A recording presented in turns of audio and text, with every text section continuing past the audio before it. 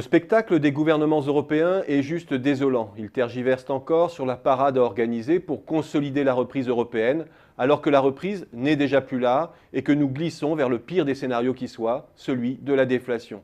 Ils pinaillent sur l'application de règles inadaptées quand l'ensemble des États membres auraient dû depuis longtemps se mettre en ordre de marche pour éradiquer le poison qui les mine et dont les dégâts se font sentir bien au-delà des frontières européennes.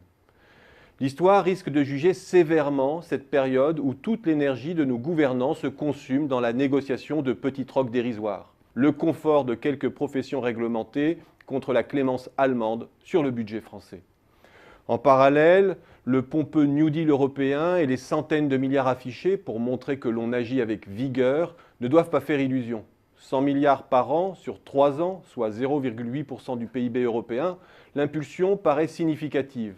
Mais lorsqu'on ajoute que le plan se fera sans dette nouvelle et uniquement par une meilleure utilisation des fonds de l'Union et de la Banque européenne d'investissement, on comprend alors que nos gouvernants travaillent à faire semblant de relancer la machine sur la base d'engagements déjà existants.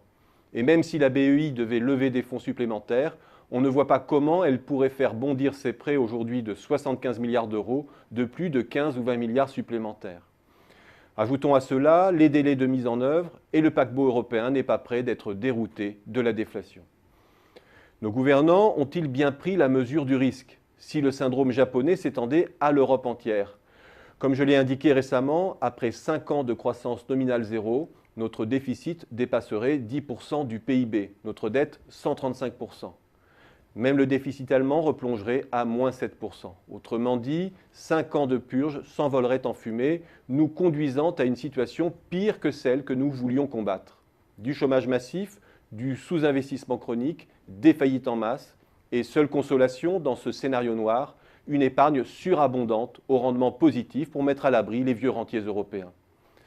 Nos gouvernants tirent aujourd'hui orgueil d'avoir été prompts à endiguer la crise financière à rechute de 2008. Une réécriture bien contestable de l'histoire lorsqu'on la met en regard de ce qui s'est passé dans les pays anglo-saxons.